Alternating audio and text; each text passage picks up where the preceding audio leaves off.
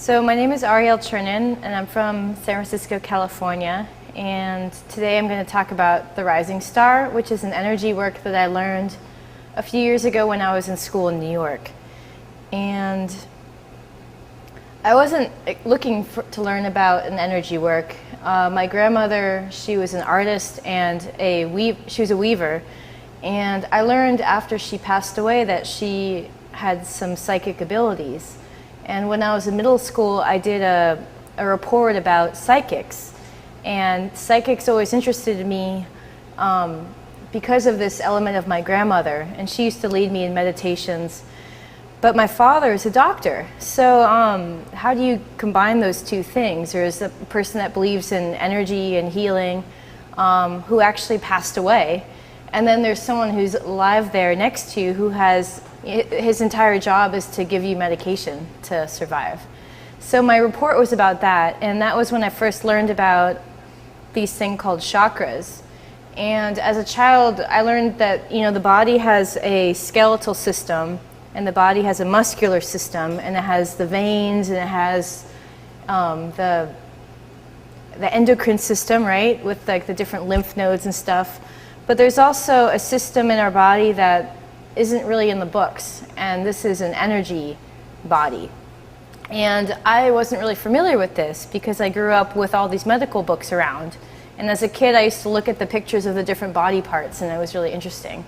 So I found out when I was in middle school that there are these things called chakras. And chakras are basically these energy points in your body, and each one has a different place and a different color and a different function, just like our organs do, but we just can't see them. And you guys might know about acupuncture that works with the little points in your body. That also works with that. A lot of massage works with, a lot of people say that after experiencing a deep massage, they feel something release or like some energy change. So these are all related to that kind of stuff. Or let's say you're walking down the street and you feel something about a person. Either you don't know them and you're kind of repulsed by them, or you're really attracted to them. Like, these are all things that you can't explain. And for me, that has to do with energy.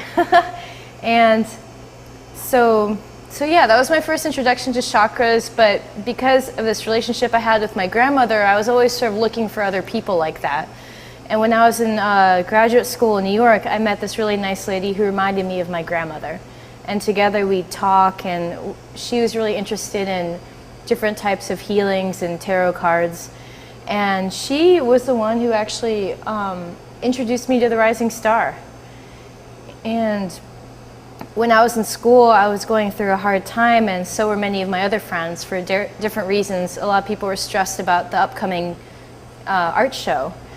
And one day I noticed that a few friends had really changed. Like, they went from nervous to relaxed, or they went from angry to happy. And this change was so radical that I wanted to know what had happened. And they all pointed me to the same friend of mine. And I learned that she was giving these healings to people. And I was really interested, and I said, well, sign me up.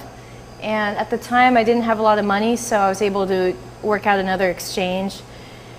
And during that healing session of the rising star, I found out that it worked with the chakras. And she was, I could talk about this a little bit later, but it sort of clears out a lot of the blockages in these energy systems that you have. And during the session that I actually had a little dream. I fell asleep and I dreamt that my grandmother was in the room. And I dreamt that all my women teachers that I ever had, including teachers in school, or my mom, or my grandmother, or my grandmother's mother, I just dreamt that they all lined up the room. And it just, either I was joining them or they were happy to see me. And something that I don't really talk about a lot is that when I was in college, I had severe anxiety problems, and I had to be on medication for it. And over the years, I worked my way off the medication. But my anxiety still kind of looms like this sort of underlying current, like worries and insecurity. And after the session, I felt a lot was lifted from me, and it took me a while to figure out that that was the anxiety. It was sort of lifted like a cloud, and I wasn't even aware that I had it because I was so used to just living with it every day. And I still experience a lot of anxiety, but it's not as bad as it used to be. And shortly after, I learned how to practice the Rising Star, and I spent last year in Vermont starting to practice the Rising Star on other people. And this was a whole lesson in itself, because you know, you can learn how to do a modality, but how to work with people, how to talk with people, how to separate yourself from someone, let's say if they don't get what they feel like they should, that was a whole lesson. It was a really important lesson. So after that, I learned this summer how to become a teacher of it. So I learned how to teach someone else how to give the Rising Star. This symbol is the Rising Star. Can you see it? Is that better? And this pendant is actually made in India, but you can get it, I've got it at several workshops I've been going to, and as you can see, it has different symbols on it. One of them is the Star of David, which most people are familiar with. There's also the heart, and there's a lot of symbols that are implied in this. One of them is the cross, and the cross is implied in it. You can see the heart. If you sort of use your imagination, you can see this as an Ankh symbol from Egypt. If you get rid of the little thing on the divot right here. There is also, if you turn it sideways, you can sort of see the Hindu swastika, which is also used by Native Americans, which talks about the 4 directions. There's also the Om symbol. You can sort of see the 3. The Om is there. There's also different numbers in there and other symbols. There's some little cuts into here, and those are the 9 bolts of Krishna's wand, and Krishna comes from the Hindu tradition. What is that thing where like they have all those like religious symbols and that like on the back of their car? You know what I'm talking about? Like the coexist. Yeah, it's not the coexist. It's just more like they're all just the same. Like they're not separate. They're just all the same. And it talks about, you know, the power of the symbol. The Prima Agni, which is the heart shape and below, that means fire of divine love in Hindu. And so I've shown this to some people, and then they recognized it as a Hindu symbol, and they recognize the word. And that's really cool. And this symbol can be drawn on someone's back. It can be given to people as a healing symbol. And then the rising star is the star rising up above it. And then the Star of David isn't just a Jewish symbol. It's the different triangles represent the different elements and the different directions. So it's a lot more than just a religion. Like this is a symbol that's been around for a long time. And I wear this as a protective symbol. I learned that it sort of protects you against negative energies, and it, you know, a lot of people notice it and they like it. So I like to have it around. It makes me feel more secure. So this symbol also has the different numbers from 1 to 10. The number 1 is the vertical line of the cross, which is implied here. You can see the 2 by the top of the heart, and it goes down to the bottom of the triangle and across. The 3 is, you know, the divot in the heart. 4 is right here. It's the vertical line and then the little part of the triangle. 5 is interesting. 5 is, you know how whenever there's a cross, there's lines like this, but the 5 is the point in the center where they all come together. So that's 5. 6 is this shape, actually the base of this triangle, the top of the heart, and these little lines, if you extend them out, they can form a hexagon. And 7 is the line of the crosses coming together, the vertical and the horizontal line. The 8 is the top of the heart, and if you loop around the bottom, it forms an 8 or an infinity symbol. The 9 are like the nine little divots in here, and those are the 9. These can be like the 9 planets or the 9 bolts of Krishna's wand. So that's a Hindu thing. And 10 is the whole symbol altogether. Yeah, and I guess I could talk a little bit about Derek O'Neill. I learned how to teach the Rising Star from Derek. Derek O'Neill is a teacher in Ireland, and him and his late wife Linda, they started a charity a few years ago called SQ Worldwide. And SQ basically helps support communities who need help, let's say building a school or taking care of animals. And they help those guys develop their own resources to help themselves, which I really like. So they have, right now, they have stuff in India, El Salvador. They're helping build schools in Ethiopia, and they're helping animals in Brooklyn. Those are some of the things that they're starting to help. And there's a lot more about that than I really understand right now, but I hope to learn more. So a lot of times, like whenever I buy a symbol like this or buy some different lotions or perfumes from the SQ website, some of that money goes to that charity. So lately I've been, using more of my money that way than, let's say, getting expensive dinners all the time or, buying wine and stuff. So when someone's receiving the Rising Star, they're lying down on a bed and they don't really have to do anything. Like, you don't have to believe anything, you don't have to have faith, you don't have to even expect anything. You just have to lie there. And you can basically fall asleep or meditate or just relax. And as a practitioner, I kind of work with your different chakras, starting with your head, the chakra above here, and move my way down your body without really, I touch you on certain points of your body, but on other points of your body, I sort of leave them alone. Well, the Rising Star is a really interesting healing system because it doesn't require you to necessarily believe in it for it to be effective. You don't have to have any certain religion, you don't have to have a certain faith.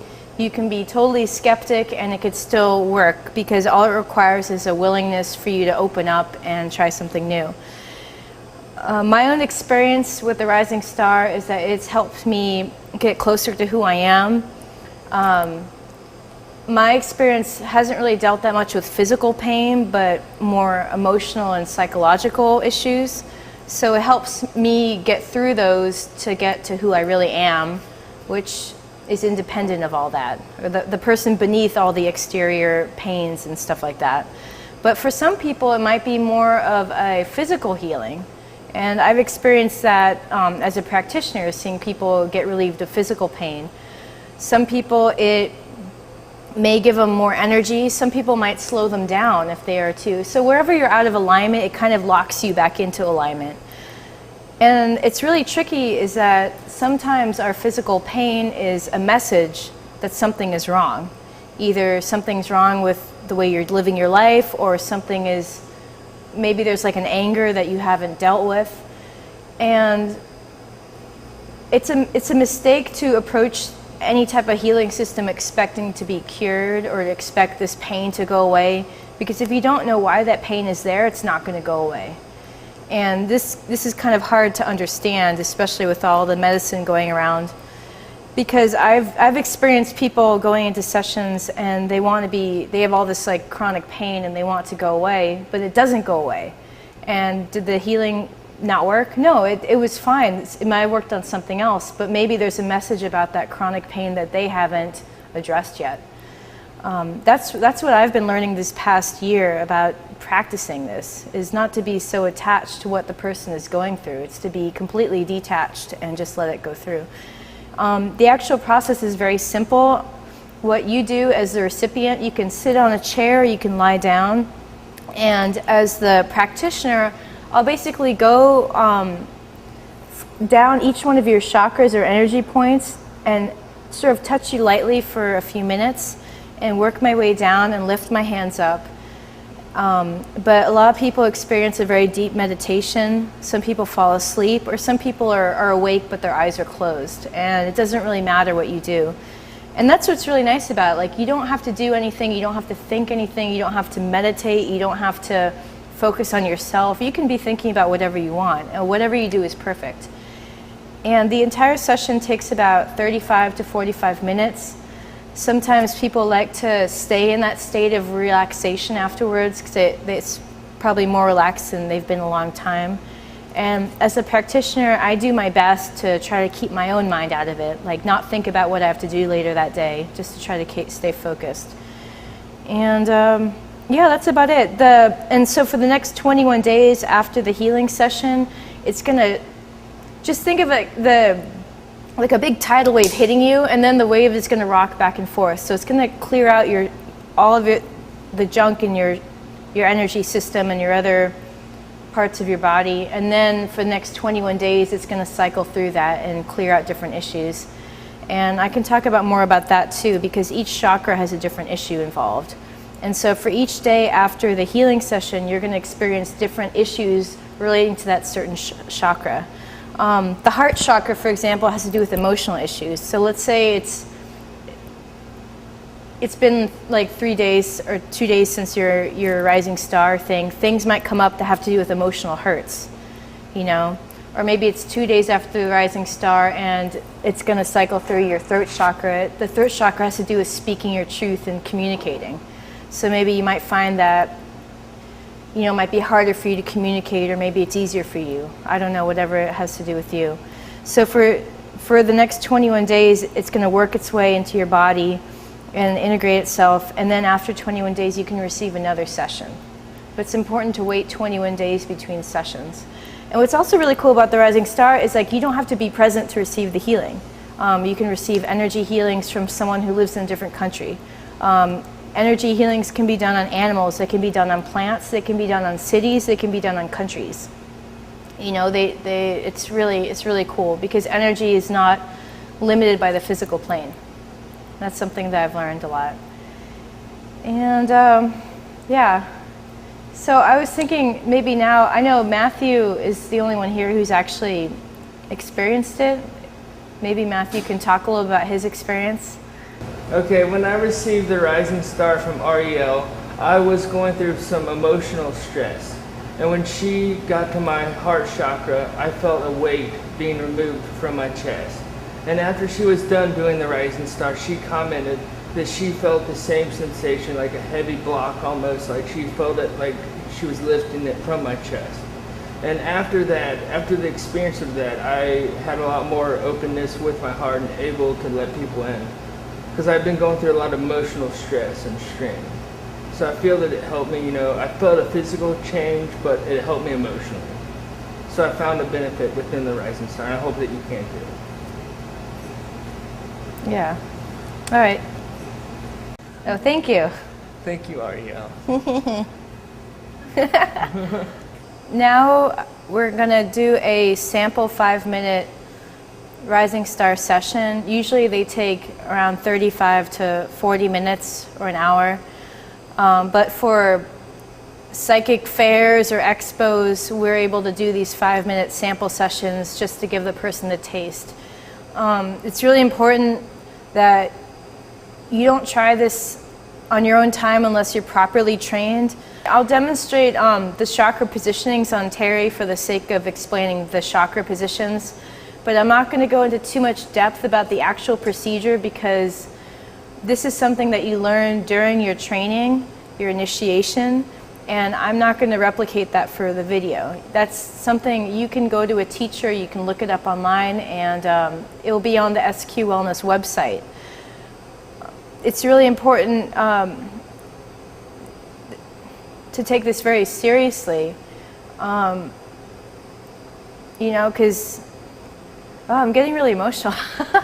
But this is a very serious thing. It's like it's someone's life, and it's not good to, you know, play games with that. It's very serious, and what I do is like I try to stay out of the way. This is Terry, and during the Rising Star session, Terry is going to be working on Terry, and I'm just there as a vehicle to let him work on himself, and I stay out of the way to the best of my ability. And this is something I've learned in the past few years and still have much more to learn. And it's really dangerous to go out and try to save people because it's not anyone's job to save anyone else. What's really important is just to be there for people to help themselves. Okay. Before we begin, I'll show briefly where the chakra positionings are. The crown chakra is here. It comes out of the top of the head. The color is white. The third eye chakra is right between the eyes, and that color is purple. The throat chakra is right here. That is right here, and the color is blue. And each one of these has a tone, by the way. I'm not as informed in that as I'd like to be. The heart chakra is right here. It's where your heart is. It's right between, and the color is green. The solar plex chakra is right below your rib cage. That color is yellow. The hara chakra is right around below your navel. That color is orange. And then finally, the root chakra is red, and that's right around here. There are many other chakras, but right now we're just dealing with these 7. Again, when these chakras are blocked, there's certain issues that go with each chakra. Like the heart chakra, if that's blocked, it has to do with emotional issues. If the throat chakra is blocked, you might not be able to speak out for yourself, and so on and so forth. During this session, I'm not going to talk. I'm just going to concentrate to the best of my ability. It'll last a few minutes. So just please be patient. Again, if you're interested in receiving a session or learning this, please go to the website, www.sq-wellness.com, and look up a healer near you. It's very important that you talk to someone who actually is trained in this. So I'll just leave it to Terry for a second to talk about himself, and then we'll get started. Well, basically, I have an electrical imbalance in my brain. My brain just produces too much electricity. It's like having a monster living inside of you.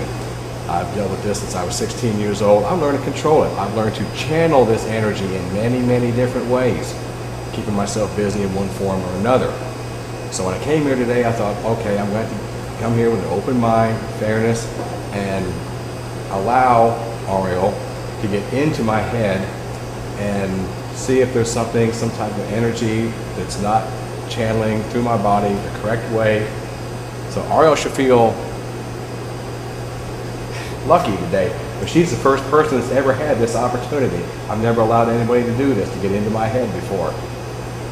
So let's proceed. All right, and then I'm not getting into your head for the record. It's you getting into your own head. I'm just here to let you do that. And yeah, so I guess you could take off your glasses.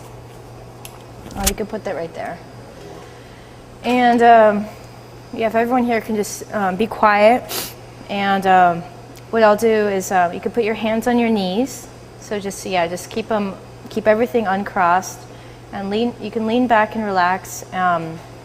It's best to keep your eyes closed because it'll help you focus more inwards. And again, there's nothing that you have to do or have to think about or have to say to yourself. You're just here for the experience, and whatever you do is perfect. So this is sometimes, let's say if someone, usually like the rising star is done on a massage table, but let's say if someone has a really bad back, or they're uncomfortable, or they're in a wheelchair, or for the sake of this video in a chair, there's also ways you can do it when someone's sitting. Again, I'm going to go through the chakras pretty quickly, 1 minute per chakra, but in a full session would be 3 to 5 minutes per chakra. Okay? All right, we'll start.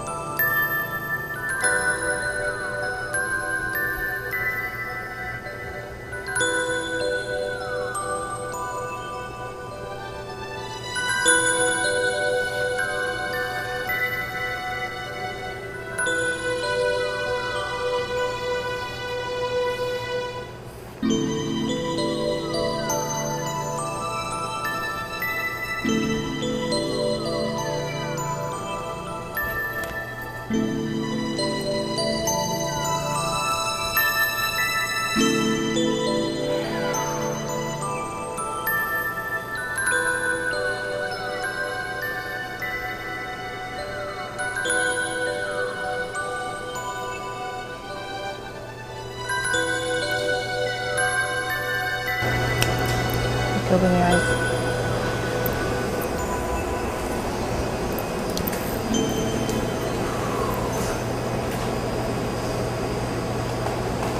I gotta tell you, for the first couple minutes, something didn't like what you were doing. Really? I just felt it, my whole body start to tense up really tight. And then after a couple minutes, it's like it started just, okay, this is cool, let it go. Pretty wild, isn't it, Terry? Yes. When you actually give someone the opportunity. Yeah, you gotta give in. But Your Aunt Paula tried it. yeah, Didn't have any luck. I know. I didn't give her a chance. Yeah. It's kind of interesting when you let someone into you that you can trust. But you gotta trust the practitioner. Yeah. Well, if you remember earlier, I was talking about this Star of David on my necklace. Well, the Star of David isn't just a religious symbol. It also, if you think of one triangle and then another triangle, it's sort of like the union of opposites, like the yin and yang. So as a triangle, a lot of times people think of the triangle pointing upwards as masculine and the triangle pointed downwards as feminine. You know, that happens a lot in different religions and different symbols. So when they're put together, they form the Star of David, and that is just basically the union of opposites. So it's called the rising star because when I place my hands over someone or on someone in the triangular form,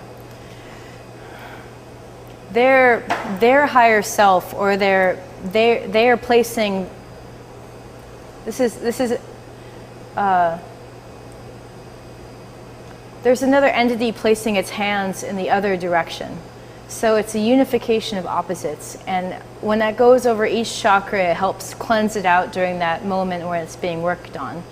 And then as I release my hands and blow through, it's the clearing it out.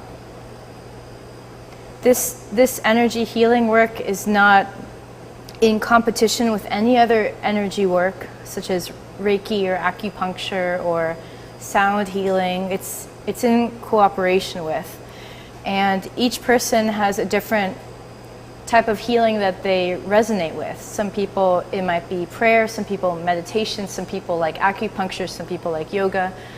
This is just one option, and it encompasses all the different healings in it.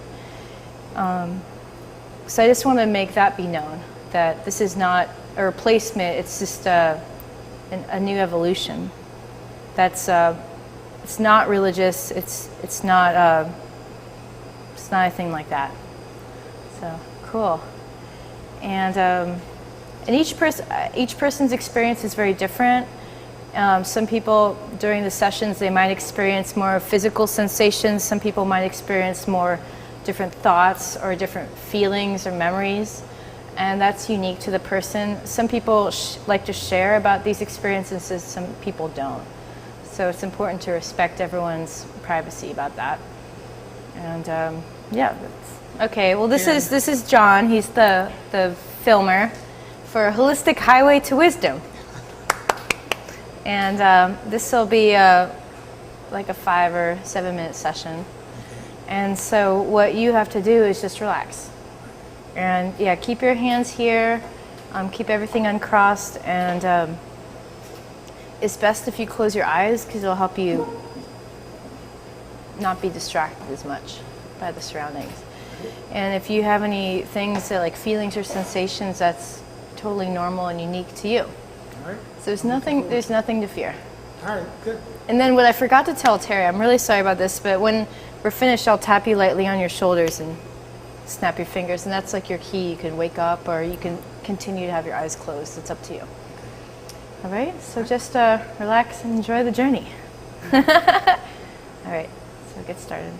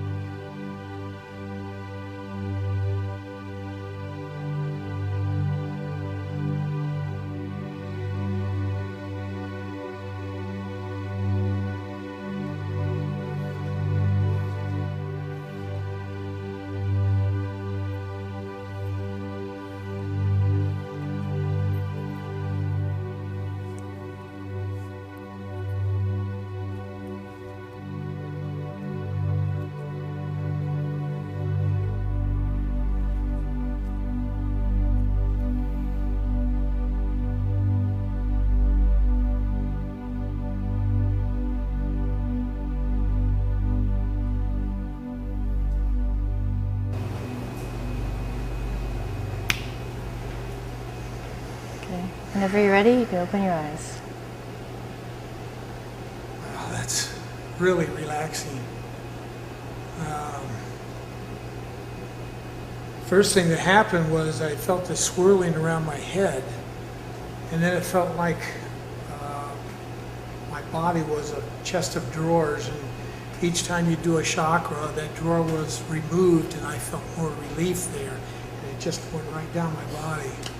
I was very aware of sounds that were going on in here, and I had a lot of involuntary twitches, you know, little body movements and stuff, my legs, my arms and everything twitching, so I don't know, maybe that was releasing something, but very comforting. It's very, I would like to spend about an hour on a massage table and having this done.